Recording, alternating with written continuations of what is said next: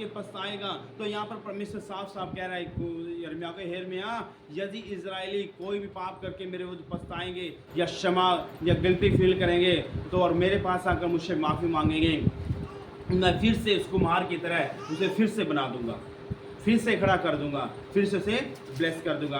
तभी बाइबल में लिखा है एक ही धर्मी जन चाहे 7 बार भी गिरे, परमेश्वर 7 बार भी उसे उठा देगा। एक धर्मी जन 7 बार यदि गिरे, पाप में, गुनाह में, किसी भी चीज में 7 बार गिरे, तो परमेश्वर कहता है मैं 7 बार फिर से उठा के खड़ा कर दूंगा। हालेलुया। वो फिर से उठाकर खड़ा कर देगा। अब 7 बार बोला है परमेश्वर ने, लेकिन वो करेगा उसे जिसको कोई पाप करके गिल्टी फील होगी, शर्मिंदगी फील होगी, और वो अपनी गलती को मानेगा परमेश्वर के सामने और बोलेगा परमेश्वर आगे से मैं ऐसा नहीं करूंगा, मुझे क्षमा कर। हालेलुया। तू परमेश्वर से क्षमा करेगा और परमेश्वर से ब्लेस करेगा, परमेश्वर से आशीषित करेगा। हालेलुया। और फिर से परमेश्वर से खड़ा करेगा और बना देगा और फिर से वो ब्लेस्ड हो जाएगा। हालेलुया। क्योंकि हमारा स्वरूप, हमारी देह, हमारा प्राण, हमारा आत्मा, शरीर किसके कंट्रोल में? परमेश्वर के कंट्रोल में। जिस प्रकार कुम्हार के हाथ में वो चाक और मिट्टी रहती है, उसी प्रकार हम भी है क्या परमेश्वर के कंट्रोल में है। हमें भी परमेश्वर ने बनाया है और हमें परमेश्वर जैसे चाहे वैसे चला सकता है। हालेलुया। इसलिए जैसा बोओगे वैसा तुम काटोगे। इसलिए आज से आप लोग अपने शब्दों का सही अंगीकार करना सीख लो। तभी बहुत से लोग ब्लेस नहीं होते हैं, चर्च जाते हैं, साल साल हो जाता है उनकी बीमारी नहीं जाती, साल साल हो जाता है उनके बंधन नहीं टूटते, साल साल हो जाता है उनके कर्जे नहीं टूटते, साल साल होता है उनकी गरीबी नहीं जाती, साल साल एक साल हो जाता है। परमेश्वर का धन्यवाद करते हैं। हालेलुया। खुदावन का धन्यवाद करते हैं। बहुत से लोन पे लोन, लोन पे लोन, लोन पे लोन लेते रहते हैं। परमेश्वर का धन्यवाद करते हैं। लोन पे लोन, लोन पे लोन, लोन पे लोन उठाते हैं परमेश्वर। लेकिन बाइबल कहता है कि परमेश्वर के जो लोग हैं, प्रभु के जो प्यारे हैं और जो परमेश्वर के वचन के साथ सही ढंग से चलता है, परमेश्वर कहता है उनको लोन उठाने की जरूरत नहीं पड़ेगी, मैं उसकी जरूरत को पूरा करूँ। और परमेश्वर करता है उसकी जरूरत को पूरा। लेकिन वही बात है, बात वहीं आ जाती है, फसल जब बीजते हैं खेत के अंदर, जितना बीज डालोगे उतना ही फसल बाहर आएगी। हालेलुया। खेत के अंदर गेहूं का बीज डाला आपने, गेहूं बीजी, जितनी डालोगे, अगर आपने 1 किले के अंदर आधे किले की डाली तो आधे किले की फसल बाहर आएगी। अगर 1 किले की पूरी फसल डालोगे तो पूरा ही फसल बाहर आएगी 1 किले की। तो उसी प्रकार से परमेश्वर देना लोन। आज लोग लोन क्यों उठाने की जरूरत पड़ती है? लोनों को सच बताऊं, आज लोन क्यों उठाते हैं लोग, कर्जा क्यों उठाते हैं लोग? मैंने आज तक जिंदगी में लोन नहीं लिया, मेरा रिकॉर्ड है। परमेश्वर का धन्यवाद, पिता का, प्रभु का धन्यवाद। ना मेरे बाप ने ना मैंने आज तक हमने कभी लोन नहीं उठाया। हमारा रिकॉर्ड है। मेरे बाप ने, दादे ने और मैंने कभी आज तक लोन नहीं उठाया। हमारा रिकॉर्ड है। कभी हमने आज तक 500 रुपये का लोन ले लिया, 1000 रुपये का लोन नहीं लिया। चाहे मैं 3 लाख की जरूरत पड़ी, चाहे 5 लाख की जरूरत पड़ी, लेकिन हमने आज तक लोन नहीं उठाया। ये गवाही है बहुत बड़ी परमेश्वर की। हालेलुया। प्रभु का मैं धन्यवाद करता हूँ, शुक्र करता हूँ खुदा का। लेकिन हमें क्यों लोन नहीं उठाने की जरूरत पड़ती है? हमें लोन उठाने की जरूरत क्यों नहीं पड़ती?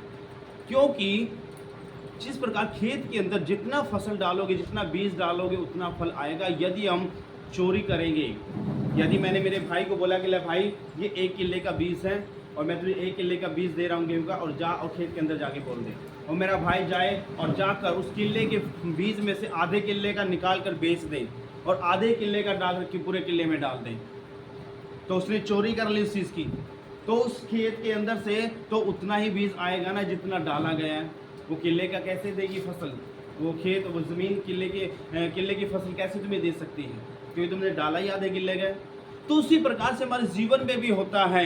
परमेश्वर कहता है कि तू अपना सारा दसमांश परमेश्वर के भवन में ले आ, टाइथ लेकर अपने टाइथ दसमांश लेकर अपना। और हम दसमांश प्रॉपर पूरा नहीं देते परमेश्वर को, टाइथ की चोरी कर लेते हैं, दसमांश की चोरी कर लेते हैं, हम लोग टाइथ की चोरी कर लेते हैं, दसमांश की चोरी कर लेते हैं। और बाइबल कहते हैं मलाकी 3 अध्याय जब तुम पढ़ोगे 8, 9, 10 आयत वहाँ पढ़ो, स्पष्ट लिखा है वहाँ पर, कह रहे कि तुम क्या मनुष्य परमेश्वर को धोखा दे सकता है? लेकिन देखो तुम मुझे धोखा देते हो। और फिर मुझसे आकर पूछते हो कि मैंने तुम्हें किस बात में लूटा है? कह रहे तूने मुझे दान दसमांश उठाने की भेंटों में लूटा है, इसलिए तुम पर भारी श्राप आ पड़ा है। कह रहे तूने मुझे दसमांश में लूटा है, दसमांश में लूटा है, तूने मुझे डाका डाला है मेरे दसमांश के ऊपर। कह रहा है इसलिए तेरे ऊपर भारी श्राप आ पड़ा है। कौन सा श्राप? कर्जे का श्राप, लोन का श्राप, बीमारी का श्राप। ये श्राप उसकी जिंदगी में आगे पड़ते हैं। क्यों? क्योंकि उसने प्रभु के टाइथ की चोरी कर ली। और जो चोरी कर ली तो परमेश्वर से लेगा, लेखा तो लेगा। क्योंकि हम मनुष्य से छुपा सकते, लेकिन परमेश्वर से कैसे छुपा सकते हैं? यदि हम परमेश्वर को प्रॉपर देंगे, पूरा देंगे, तो परमेश्वर भी पूरा ही लुटाएगा। और जो पूरा हमें वापस लुटाएगा रिटर्न, तो हमें लोन उठाने की जरूरत नहीं पड़ेगी, कर्जा उठाने की जरूरत नहीं पड़ेगी। मैं सच कहता हूँ इस मसीह के नाम में। अपनी ज़िंदगी में प्रॉपरली ईमानदार बन के देखिए परमेश्वर के साथ, ईमानदार वफादारी के साथ चल के देखिए परमेश्वर के साथ। पूरा टाइट दो परमेश्वर को जितना प्रभु का है। एक बार प्रभु यीशु मसीह खड़ा था, फरीसियों और शास्त्रियों ने उसे आजमाने के लिए बोला, धर्म के ठेकेदारों ने उसे आजमाने के लिए बोला, और बोला प्रभु उसके पास आए और बोले, कह रहा है कि हे प्रभु, क्या सरकार को टैक्स देना चाहिए, क्या राजा को टैक्स देना सही है? तो वहाँ पर परमेश्वर ने बोला कि एक व्यक्ति को बोला कि मेरे पास सिक्का लेकर आओ, और उसके पास एक सिक्का लेकर आए और सिक्का दिखाया, उनको बोला कि इसके ऊपर किसकी छाप है, किसकी मोहर है। उसने कहा, कह रहा है कि इसके ऊपर तो राजा की मोहर है। कह रहा है जाओ फिर, जो राजा का है राजा को दो, और जो परमेश्वर का है परमेश्वर को दो। और पतरस को बोला, हे पतरस जा, तू भी जाके टैक्स चुका दे, तू भी जाके टैक्स भर दे, जा एक उसमें जा, पानी के पास जा, तालाब में जा, वहाँ पर तुम्हें एक मछली मिलेगी, और मछली के मुंह के अंदर तुम्हें एक सिक्का मिलेगा, और वो सिक्का लेना और जाकर टैक्स चुका दे, टैक्स भर दे राजा। हालेलुया। देखो प्रभु यीशु मसीह भी कह रहे हैं, कह रहा है जा टैक्स भर, टैक्स चुकाना पड़ेगा, देना पड़ेगा। जो परमेश्वर का सो परमेश्वर का, जो अपना है तो अपना है। हालेलुया। तो प्रभु का धन्यवाद करते हैं। आज हम प्रॉपर टैक्स नहीं देते हैं परमेश्वर को, प्रॉपर दसमास, पूरा दसमास नहीं निकालते, हम दसमास की चोरी करते हैं। तभी हमारे जीवन में फिर लोन उठाना पड़ता है, कर्जे लेने पड़ते हैं, हमें उधार मांगना पड़ता है, लोगों से उधार मांगते फिरते हैं हम लोग, है ना। भाई साहब मैं जो मदद में 5,000 रुपये दे दो, 2,000 रुपये दे दो, मैं 2 दिन में लौटा दूंगा, मैं 10 दिन में लौटा दूंगा, मुझे लाख रुपये दे दो, मैं 2 दिन में लौटा दूंगा, 5 दिन में लौटा दूंगा। क्योंकि प्रभु का धन्यवाद करते हैं कि हम फिर उस चीज़ को क्या करते हैं फिर, है ना, जो हम बोएंगे तो वही तो काटेंगे, और वो बोया हमने ही है, तो बोएंगे तो वैसा काटेंगे भी। सो प्रभु का धन्यवाद करते हैं। और फिर जब बारी आती है, चर्च की पादरी बोलता है कि हाँ भाई जरा दसमास नहीं आया, है ना, और फिर आधा दसमास लेकर आता है और बोलता है कि पास्टर जी घर के हालात बुरे हैं, काम नहीं चल रहा है, ये नहीं है, वो नहीं है, और क्या करे, बड़ी तंगी चल रही है, बड़ी प्रॉब्लम चल रही है, कहाँ से, है ना। फिर पास्टर भी कहता है कि चलो कोई बात नहीं, चुपचाप लेके वो डाल लेता है, जितना लेके आया चलो भाई ले आ दे। तो फिर जितना लेके आया उतना ही तो रिटर्न आएगा, हैं।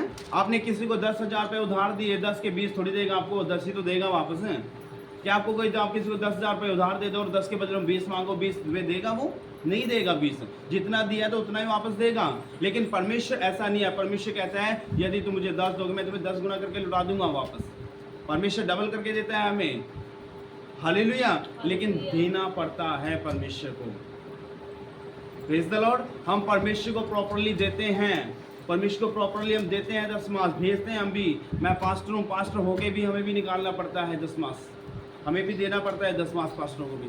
हम प्रॉपर देते हैं तो प्रॉपर लेते भी हैं परमेश्वर से, तभी आज तक हमें लोन उठाने की जरूरत नहीं पड़ी। मैं खुदा का धन्यवाद, परमेश्वर का खुदा का धन्यवाद करता हूँ कि प्रभु ने मुझे आज तक लोन नहीं उठाने दिया, लोन नहीं लेने दिया। भले हमारे पास कलीसिया भी थोड़ी हैं, लेकिन प्रभु का धन्यवाद, चाहे मुझे 3 लाख की भी जरूरत पड़ जाए, परमेश्वर मुझे लोन नहीं उठाने देता। एक बार जब मैं शुरू में चंडीगढ़ से यहाँ शिफ्ट हुआ, एक टेस्ट मनी देता हूँ अपनी।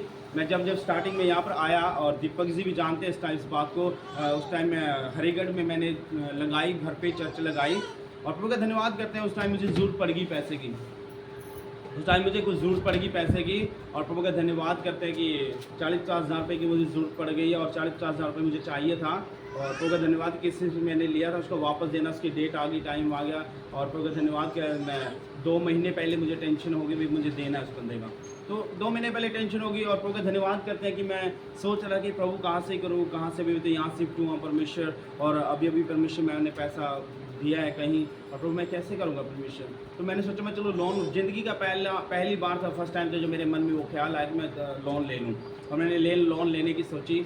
और प्रभु का धन्यवाद करते, मेरे डॉक्यूमेंट्स यहाँ के नहीं थे, सो प्रभु का धन्यवाद करते, डॉक्यूमेंट मेरे यहाँ नहीं के थे। तो मैंने पूजा को बोला, मैं पूजा, वो अपने गांव में वो जो लेडीज़ ग्रुप होते हैं, लेडीज़ ग्रुप को भी जो लोन मिलता है 40,000, 60,000, 70,000 का, मैंने मुझे दिलवा दो, मुझे ज़रूरत है।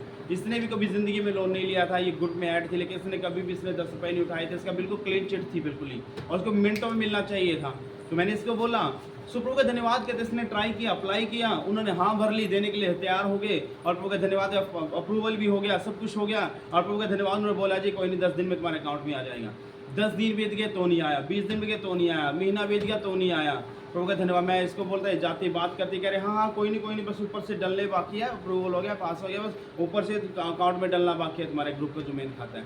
तो प्रभु का धन्यवाद करते करते जैसे महीना ही बीत गया, प्रभु का धन्यवाद करते हैं खुदा। और मैं टेंशन हो गई, मैं अभी कमाल की बात है, मुझे मैं गुस्सा हो गया, मैं भी चलो छोड़ो, हम लेते ही नहीं लोन लाना प्लीज़ तीसरी ग्राम। मैं प्रभु के पास गया, घुटनों पे गया और प्रभु को बोला, मैं परमेश्वर आज तक तो मेरी लाज रखी, अभी तो ही मेरी लाज रखेगा, मैं तो थक गया परमेश्वर, मुझे नहीं पता जब आज तक तो मेरी प्रॉब्लम सॉल्व किया, लाखों रुपये लाखों की जरूरत मेरी पूरा किया परमेश्वर, तो भी छोटी सी अमाउंट है परमेश्वर, मुझे नहीं पता, आप मुझे दे, चाहे जहाँ मर्जी से मुझे चाहिए और मेरा इंतजाम कर, मेरी इज्जत अब तेरे हाथों में परमेश्वर, मेरी लाज तेरे हाथों में है। सो खुदावन का धन्यवाद करता हूँ, प्रभु की महिमा हो। प्रभु से मैंने प्रार्थना किया, 2 दिन प्रार्थना किया और प्रभु का धन्यवाद, तीसरे दिन मेरे पास एक फ़ोन कॉल आया और तीसरे दिन एक फ़ोन कॉल आया और उस बहन ने व्यास से मुझे फ़ोन किया और उसने कहा कि अरे पास्टर जी मेरा कोई काम फंसा हुआ है और मेरा 12.5 लाख रुपए फंसा हुआ है और अब प्रार्थना कीजिए कि मेरा निकल जाए, 5 साल हो गए निकल नहीं रहा है। वो लड़ाई झगड़े का था, ज़मीन का था और कह रहे निकल नहीं रहा है और उसका जो जेठ था कह रहे वो निकलने नहीं दे रहा है, कह रहे आप कुछ करो। मैं ठीक है भाई, हम प्रार्थना करेंगे, मैं प्रभु के लिए क्या करोगे। उस टाइम मैं वहाँ पे था और मैंने कहा भाई अहमारे पास सामान नहीं है चर्च का, मैं नए आया और मुझे चर्च का सामान दे के जाना पड़ेगा, आपको पंखे चढ़ा के जाने पड़ेंगे। कह रहे ठीक है पास्टर जी, जो आप कहेंगे मैं वो चर्च में दे दूँगी। मैं ठीक है, फिर डन हो गई हमारी। मैंने प्रार्थना किया, उसके लिए दुआ किया और प्रभु के दिन उसका काम बन गया और उसका काम बन गया। काम बनते ही उस बहन ने मुझे बुलाया अपने घर पे और संगति कराई और संगति की रात को हमने रात को संगति करने के बाद अगले दिन सुबह मुझे बोली, कह रहा है पास्टर जी मेरे साथ थोड़ा सा काम, चलो मार्केट तक जाके आना है। मैं चलो भाई चलते हैं। तो प्रभु के दिन मार्केट में हम गए और बैंक के अंदर एंटर हुए और बैंक के अंदर घुसी और उनका धन्यवाद करते हैं, उसने बैंक में फॉर्म भरा, फॉर्म भर कर पैसा निकलवाया और उसने 40,000 रुपये निकाले और 40,000 रुपये बैंक से निकालते काउंटर से निकलते ही मेरे हाथ में रख दिए। कह रहे ये लो पास्टर जी। मैं ये क्या है? कह रहे पास्टर जी ये परमेश्वर का हिस्सा है। कह रहे परमेश्वर है, हालेलुया। कह रहे परमेश्वर का है। इस तरीके से परमेश्वर ने मेरी ज़रूरत को पूरा किया। 40,000 की मैंने लोन लेने की जरूरत ही नहीं पड़ी। कहा मैं 1 महीने से भाग रहा था लोन के पीछे, मुझे लोन ही नहीं मिला, लेकिन परमेश्वर नहीं चाहता था कि मैं लोन उठाऊं, परमेश्वर नहीं चाहता था कि मैं लोन लूँ और परमेश्वर ने मेरी ज़रूरत को पूरा किया और मुझे उठा दिया, हालेलुया।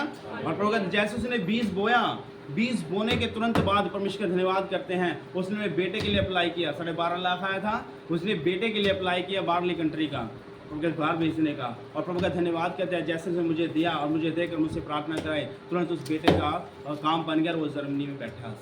Hallelujah, hallelujah. और प्रभु का धन्यवाद, शायद वो बर्थडे पे आएगी टेस्ट मनी, उसकी जिन्होंने बहुत सारी टेस्ट मनी मेरे द्वारा प्रभु ने खड़ी की है, सारी गवाहियाँ इकट्ठी हो रही हैं। अब वो अम्बरसर से पटियाला शिफ्ट हो गया है और शायद वो बर्थडे पे आएगी मेरी बेटी के, बुलाया, मैंने इनवाइट किया बर्थडे पर और मैं उसके मुंह से गवाहियाँ सुनाऊंगा कि परमेश्वर ने इस तरीके से काम किया और मुझे लोन लेने की जरूरत नहीं। यदि हम परमेश्वर के प्रति ईमानदार रहेंगे, परमेश्वर के प्रति वफादार रहेंगे, तो परमेश्वर हमारी जरूरत को क्यों पूरा नहीं करेगा, परमेश्वर हमें क्यों ब्लेस नहीं करेगा। वो लोन नहीं लेने देगा आप लोगों को, गारंटी है इस बात की। लेकिन यदि आप ईमानदार होगे, यदि प्रॉपर परमेश्वर का पूरा टाइट्स दोगे, पूरा दशमांश परमेश्वर को दोगे, तो आपको लोन नहीं लेने देगा। वो किसी भी तरीके से जैसे ऐसे करके वो आपकी जरूरतों को पूरा करेगा। ये गारंटी आजमा के देखो अपनी ज़िंदगी में, प्रॉपर परमेश्वर का पूरा हिस्सा, पूरा दशमांश निकाल कर देखो आप लोग। Praise the Lord. 1 साल तक प्रभु का धन्यवाद करते हैं खुदावंद का। अभी हम दशमांश के बारे में बोलना शुरू कर दिया, लेकिन हम किसी को बोलते नहीं थे, दशमांश के बारे में जोर नहीं डालते थे। जो पुराने परिवार हैं वो इस बात को जानते हैं कि मैंने कभी दशमांश के ऊपर का दबाव नहीं दिया किसी को। तो किसी ने दिया तो भी ठीक है, किसी ने नहीं दिया तो भी ठीक है, किसी ने दो या ना दो, मैंने कभी नहीं बोला किसी को। लेकिन अब मैं बोलता हूँ, क्योंकि मैं इसलिए बोलता हूँ कि यदि वो बोएंगे तभी तो काटेंगे, जो वो नहीं बोएंगे तो क्या काटेंगे। एक अगुवे का काम होता है भेड़ों की रखवाली करना, भेड़ों को सही मार्ग दिखाना, सही रास्ता दिखाना, एक अगुवे का काम होता है। और हमारा काम है, परमेश्वर जो हमें जिम्मेवारी सौंपे, जो आज्ञा हमें दी है, परमेश्वर आज्ञा को पूरा करना हमारा काम है। Hallelujah, praise the lord. So पहले मैं डरता था कि दशमांश नहीं, मैं अगर दशमांश बोलूँगा कहीं लोग भाग ना जाएँ छोड़ के, मैं दशमांश के लिए बोलूँगा कि लोग भाग ना जाएँ, मैं डरता था इस चीज़ के लिए। हालेलुया। मैं बोलता नहीं था दशमांश के लिए, ना जोर देता था किसी के ऊपर। लेकिन प्रभु का धन्यवाद करते हैं खुदावंद का। एक दिन मैं बैठा था और योना नबी के बारे में पढ़ रहा था, और योना के बारे में जब पढ़ रहा था परमेश्वर ने योना को काम दिया।